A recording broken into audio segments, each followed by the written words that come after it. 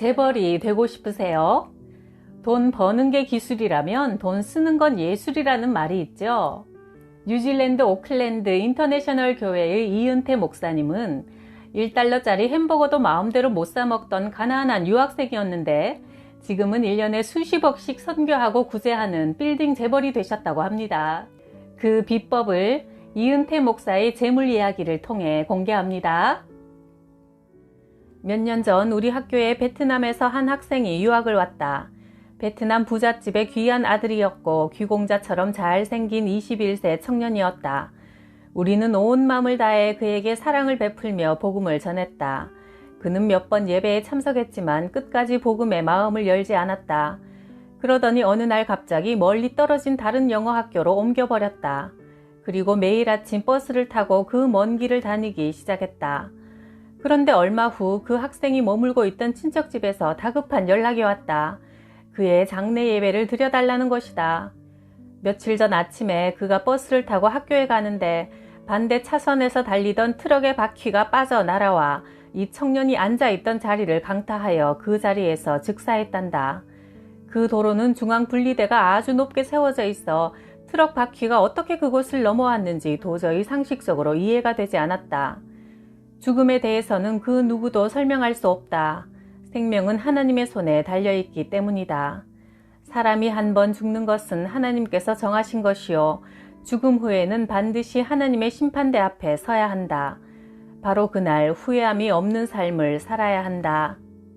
오래전 미국 시애틀에 집회를 간 적이 있다. 그곳에 한 교포가 이민 와서 많은 고생을 하며 처음엔 철저히 하나님을 의지하고 살았다. 그러다가 좋은 모텔을 구입하여 돈을 많이 벌어 오랜 고생 끝에 무사람의 부러움을 샀다. 그런데 부족함 없는 삶을 살게 되자 그는 세상의 쾌락에 빠져 하나님과 멀어졌다. 1980년 근처 세인트 헬레나 산에 화산 폭발이 있었고 화산재가 전 도시를 덮어 그곳엔 오랜 시간이 지나도 풀 한 폭이 나지 않고 바위도 재가 되어 있다. 그가 15년 동안 고생해서 모아둔 재산도 한순간에 모두 재가 되어버렸다. 보험도 되지 않고 거지가 되었다. 그는 비로소 하나님 떠난 삶을 후회하며 재 한 박스를 담아가지고 LA로 왔다. 그는 집 거실 한가운데 재를 놓아두고 다시는 하나님을 향한 신앙을 버리지 않겠노라 다짐하며 늘 그것을 바라보았다. 세상 것은 결국 재밖에 남는 것이 없음을 깊이 깨닫고 열심히 신앙생활하여 다시 기반을 잡고 살았다. 모든 육체는 풀과 같고 그 모든 영광은 풀의 꽃과 같으니 풀은 마르고 꽃은 떨어지나 오직 주의 말씀은 영원히 있도다. 너희에게 전한 복음이 곧 이 말씀이라. 베드로전서 1장 24, 25절. 홍순목 장로님은 뉴질랜드에서 20년간 성공적으로 회계법인을 운영하던 분이다. 고려대학교와 경영대학원을 마치고 호주 대사관에서 선발한 국비 유학생으로 선정되어 영연방 공인회계사를 취득한 인재다. 이분이 어느 날 나를 찾아와 이런 이야기를 하셨다. 제가 고등학교 2학년 때 아버지 사업이 완전히 망해서 도서관에서 생활했어요. 삼립식빵 한 봉지로 하루 종일 끼니를 해결하고 수돗물로 배를 채웠지요. 영양실조로 몸무게가 45kg까지 떨어지고 폐가 망가져 고통받던 그 시절에 하나님께 서원을 했습니다. 내 인생을 하나님께서 은혜롭게 인도해 주시면 60세가 되면 모든 것을 정리하고 남은 생애를 배고픈 자에게 빵을 나눠주는 삶을 살겠습니다 하고요. 이제 예순이 되었으니 하나님과의 약속을 지키려 합니다. 그래서 홍 장로님은 수십 년 일궈온 안정적인 사업을 다 접고 태국, 미얀마, 라오스 국경 지역에 빵 공장을 세웠다. 매일 아침 길거리 인력시장 노동자들과 미얀마 난민촌, 고아원 어린이들을 찾아가 빵과 우유를 나누어주고 복음을 전한다. 또 미얀마 신학생들에게 제빵 훈련 프로그램도 성공적으로 시행하고 있다. 참 아름다운 인생 후반전이다. 선교는 복음만으로는 이루어질 수 없다. 먼저 그들의 필요를 채워주어야 한다.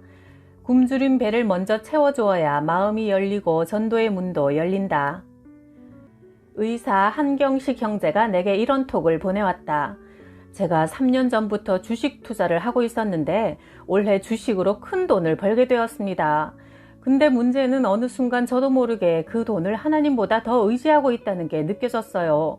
여전히 예배드리고 기도도 하지만 한편으로는 돈이 있으니 마음이 든든하고 교만도 싹 트는 것이 느껴졌습니다. 예수님은 하나님과 재물을 겸하여 섬길 수 없다고 하셨는데 제가 지금 제대로 살고 있는지 의심이 갑니다. 예수님께 찾아왔던 부자 청년 이야기가 꼭 제 이야기 같습니다. 만약 예수님이 저의 전 재산을 다 팔아서 선교하고 구제하라고 하면 저도 망설여질 것 같아 걱정이 됩니다. 그는 지난번 코로나로 경제적인 어려움을 겪고 있는 선교사님들을 후원할 때 5천만 원을 기부했는데 이번에 또 어려운 분들을 위해 사용해 달라며 5천만 원을 보내왔다. 이 돈은 성탄절에 전 세계 20여 개 기아 지역에 귀하게 쓰였다. 주식 위에 주님이다. 주식은 합법적인 경제활동이며 그 자체가 악한 것은 아니다. 그러나 내 경험으로 확신컨대 주식에 투자할 돈을 하나님이 기뻐하시는 선교와 구제를 위해 심는다면 더 풍성한 이익을 거둘 확률이 높다. 선교 사역이 확장되다 보니 내 마음에 더 큰 일을 해보고 싶은 욕심이 생겨 은행 돈을 빌려 집을 사 모은 적이 있다. 임대료를 받아 은행 이자를 충분히 갚을 수 있었고 몇 년만 잘 관리하면 집값이 올라 선교 사역을 성공적으로 해나갈 수 있을 것 같았다. 나는 은행에서 융자를 내어 집을 35채나 확보했다. 집값은 시간이 흐르면 계속 오르기 때문에 곧 엄청난 선교 자금이 확보될 것 같았다. 당시 내 마음에는 온통 집 생각으로 가득했다. 심지어 수요일, 금요일 예배 시간 전까지 집을 임대하고 관리하는 일로 바빠 설교 준비도 제대로 못하고 예배를 인도하는 날이 많았다. 선교 때문에 하는 일이라고 합리화하면서 하나님보다 돈을 만드는 데 마음을 빼앗겨 있었다. 이런 내 모습을 보며 아내는 무척 염려했다. 당신이 집이나 사고 다니는 집사지 무슨 목사예요? 제발 그만 정리하고 목회에 집중해요. 간곡히 말렸으나 나는 귀담아 듣지 않았다. 그러나 인간의 지혜로 선교 자금을 마련하려 했던 내 생각이 잘못된 것임을 곧 깨닫게 되었다. 많은 세입자들이 임대료를 제대로 내지 않고 도망가는 일이 계속 발생했다. 얼마나 가슴이 답답하고 머리가 아픈지 편히 잠을 자지 못했다. 삶의 기쁨이 다 사라지고 지칠 대로 지쳐 무기력한 나날을 보냈다. 하나님, 다 정리하겠습니다. 앞으로 오직 하나님의 방법대로 하나님이 주시는 돈만으로 하나님의 영광을 위해 살아가겠습니다. 간절히 회개 기도를 하고 집을 전부 정리하기로 마음을 정했다. 집을 정리하면 손실이 얼마나 날지 몰랐다. 제발 손해만 보지 않게 해달라고 간구했다. 그랬더니 놀라운 일이 일어났다. 집을 팔려고 내놓자마자 갑자기 집값이 폭등하기 시작해 집 한 채에 수십만 불이 올라갔다. 20년 넘게 뉴질랜드에 살면서 단기간에 이렇게 집값이 폭등하는 것을 처음 보았다. 하나님께서 내 실수에도 불구하고 선교하고자 하는 마음 중심을 보시고 모든 집을 처분했을 때 수십억의 선교 자금을 허락해 주셨다. 내 어머니 김성조 권사님은 믿음의 사람이었는데 평생 간절한 한 가지 소원이 있었다. 우리 가정에 목사가 한 사람 나오는 것이었다. 그래서 아들을 주시면 주의 종으로 바치겠다고 간절히 기도하셨고 그 응답으로 딸 넷을 낳은 후 나를 얻으셨다. 나는 어릴 때부터 귀가 아프도록 너는 목사가 돼야 한다는 어머니의 말씀을 듣고 자랐다. 그러나 나이가 들수록 죽어도 목회자는 되기 싫었다. 평생 가난 때문에 고통받고 살아왔는데 목사가 되어 또 가난한 삶을 살아갈 것을 생각하니 두려웠다. 결혼 후 한국전력공사라는 좋은 직장에 130대 1의 경쟁을 뚫고 합격하여 다니면서 내 집과 차도 사고 어려움 없이 살게 되었다. 내 평생 처음으로 가난에서 벗어난 행복한 삶이었다. 외국 출장도 다니며 부족함 없이 지내다 보니 세상이 너무 좋아졌다. 직원들과의 회식 자리, 노래방에서의 즐거움, 모르고 지내던 세상 재미를 알게 되니 그 속에 푹 빠져서 헤어나기 힘들었다. 그러다 보니 차츰 하나님을 멀리하게 되었다. 신앙생활을 열심히 하면 정말 신학 공부를 해야 할 것 같고 그러면 내가 이루어 놓은 이 모든 안락함과 풍요로운 삶을 잃어버릴 것 같아 나는 점점 더 의도적으로 세상에 마음을 주었다. 다리가 부러지기 전에는 절대 내 발로 신학교에 못 갑니다 했더니 하나님은 오래 참으시다가 결국 세상에서 방황하는 나를 살리기 위해 매를 드셨다. 가족들과 친구가 사는 부산으로 휴가를 가게 되었다. 가족을 숙소에 데려다 준 다음 재밌는 쇼를 보러 가자. 타락한 두 남자가 세운 계획이었다. 밤 8시쯤 해안도로를 따라 시속 80km로 달렸다. 친구가 운전하고 내가 조수석에 앉았는데 왠지 마음이 불안했다. 그 순간 갑자기 눈앞에 강한 불빛이 비치면서 아무것도 보이지 않았다. 반대편 차가 중앙선을 넘어와 우리를 덮쳤다. 차 지붕이 다 찌그러질 정도로 큰 사고였다. 잠시 정신을 잃었다가 몸을 일으키려는데 다리가 움직이지 않았다. 무릎을 만져보니 뼈가 산산조각 나서 우둘투둘한 느낌이 그대로 전해졌다. 나는 들것에 실려 병원 응급실로 이송되었다. 운전한 친구는 인대만 늘어나서 목발을 짚고 나를 찾아왔다. 친구를 보자마자 나는 이렇게 말했다. 하나님이 정말 살아계셔서 이렇게 나를 매로 치시는구나.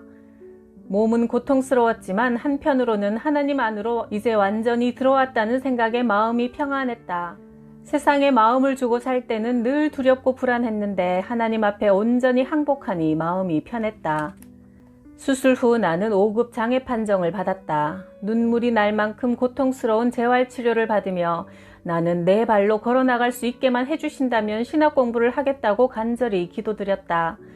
몇 달 후 비록 쩔뚝거리긴 했지만 그래도 기도한 대로 걸어서 퇴원할 수 있었다.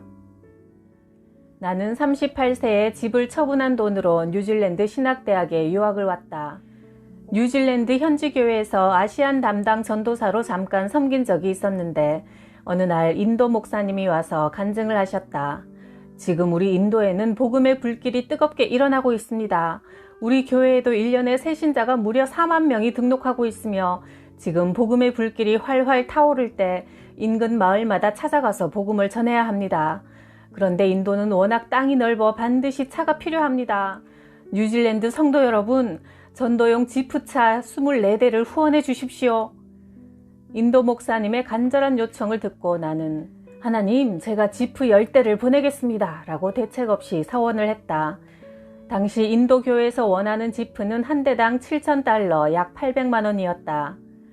당시 나는 뉴질랜드인이 경영하는 영어 학교에서 한국인 담당으로 일하고 있어 약간의 수입이 있었다.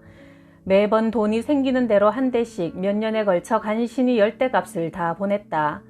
그 지프차를 통해 인도 전역에 복음이 전파될 것을 생각하니 너무나 기뻤다. 그런데 얼마 후 인도에서 또 연락이 왔다. 교회 옆에 5만 평의 사탕수수 밭이 매물로 나왔는데 이것을 구입하면 고아원, 양로원, 유치원까지 운영할 수 있으니 밭값 1억 5천만 원을 도와달라고 했다. 나는 어렵게 지프 10대를 보냈는데 또 도와달라고 하니 마음이 불편해서 무시해버렸다. 마침 그때 내가 일하는 영어학원이 한국의 기독교 방송과 연결되어 갑자기 수백 명의 학생들이 쏟아져 들어왔다. 그래서 통장에 돈이 조금씩 모이기 시작했다. 그때 하나님께서 이렇게 말씀하셨다. 네 통장에 돈 있잖아. 나는 은행에 찾아가 15만 달러 수표를 끊어 교회를 통해 인도에 보냈다. 98년도에 이 돈이면 뉴질랜드에서 집을 한 채 살 수 있었다. 몇 달 뒤 IMF로 하고 있던 모든 일을 접고 미래에 대한 염려로 매일 하나님께 눈물로 기도할 때 도저히 이해할 수 없는 하나님의 말씀이 들려왔다. 5년 안에 영어 학교와 선교센터를 세워주겠다. 매일 기도할 때마다 똑같은 말씀이 계속 들려왔다. 집세를 걱정하고 있는 현실에서 이 말씀은 도저히 믿어지지가 않았다. 그러던 어느 날 기도 중 하나님께서 지금 당장 실버데일 지역에 가서 땅을 사라 하셨다. 나는 실버데일이 어디에 있는 곳인지도 몰랐다. 실버데일이란 곳을 찾아가 보니 오클랜드시 중심에서 차로 30분 정도 떨어진 허허벌판 푸른 초장에 소들만 풀을 뜯고 있었다. 17만 평이 12억 원에 나와 있었다. 내가 무슨 돈으로 이 큰 땅을 살 수 있겠나 싶어 그저 땅을 바라보고 있자니 성령님께서 말씀하셨다. 이 땅은 내가 너를 위해 준비한 땅이다. 계약해라. 그때 땅 주인이 파격적인 제안을 했다. 땅값을 2년 동안 천천히 갚아도 된다는 것이다. 나는 하나님만 믿고 땅을 계약했다. 10개월 후 한 부동산 중개업자가 나를 찾아왔다.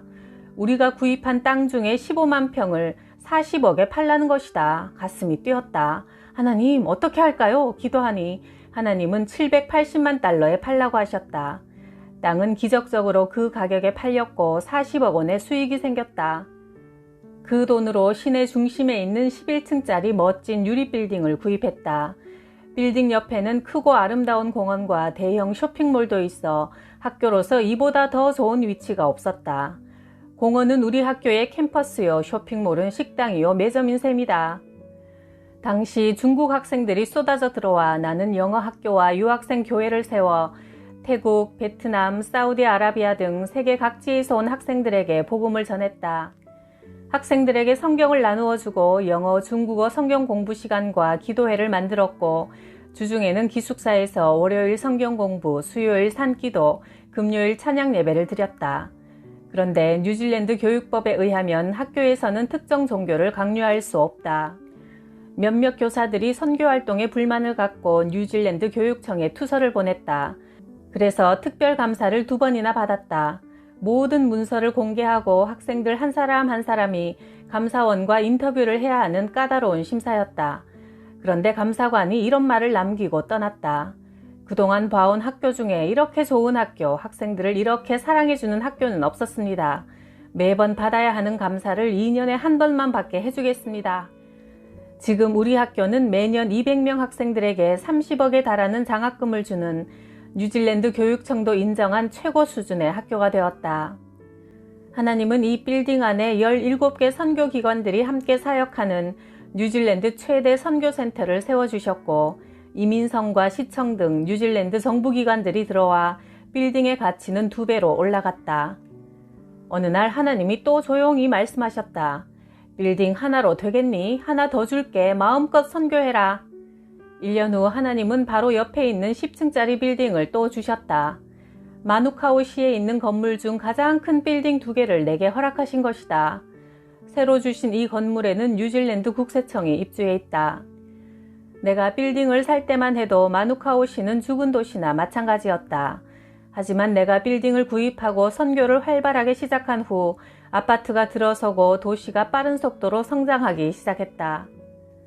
내가 어려운 유학생 시절 선교를 위해 인도에 지프차 10대와 땅값 1억 5천만 원을 심었더니 하나님은 나에게 수백억 원이 넘는 재산을 허락해 주셨다. 그래서 나는 빌딩 수익금 대부분을 지금도 여전히 선교와 구제에 사용한다. 하나님께 드리는 돈은 축복의 씨앗이다. 그러나 우리는 예배 시간에 졸다가 헌금 바구니가 오는 것을 보고 호주머니에서 아무거나 꺼내 확 집어넣다가 실수로 자동차 키가 들어가서 담임 목사님이 광고를 하고 10만원짜리 수표를 넣고 나서 만원짜리인 줄 알았다며 회계 장로님에게 거슬러 달라고 하는 일까지 하나님을 소홀히 여기는 두려운 모습이 얼마나 많은가. 하나님은 자녀들에게 물질의 축복을 주고 싶어서 성경을 통해 계속 베풀어라, 주어라, 선한 일에 심어라고 말씀하신다. 하나님 나라를 위해 쓰는 돈을 아까워하고 피땀 흘려 긁어 모았다가 병원에 작정 헌금, 강도에게 특별 헌금하는 이들을 많이 보았다. 집회를 하러 호주에 갔더니 나에 대한 소문이 그곳까지 나 있었다. 뉴질랜드에 부동산에 귀재인 목사가 있다더라. 그 목사는 뭐든지 사기만 하면 대박이 난다더라. 하나님께서 내게 땅과 2개의 빌딩 등 물질의 축복을 허락하신 것은 이 모든 것을 하나님의 영광을 위해 선교와 구제에 쓰려고 애쓰는 내 중심을 보셨기 때문이다. 하나님께서 맡겨주신 돈, 시간, 건강을 선교와 구제를 위해 사용해보라. 착하고 충성된 청지기의 삶을 사는 자에게 하나님은 물질을 맡기신다. 성경은 우리의 삶을 잠깐 보이다가 없어지는 안개와 같다고 했다. 아침에 안개가 세상을 뒤덮어도 태양이 떠오르면 안개는 바로 사라진다. 이 안개처럼 살아가는 인생이 무슨 10년, 20년을 염려하고 계획하며 살겠는가? 우리는 언제나 오늘이 마지막 시간인 것처럼 복음 전하는 데 힘쓰다가 천국을 준비하며 두려운 마음으로 살아가야 한다.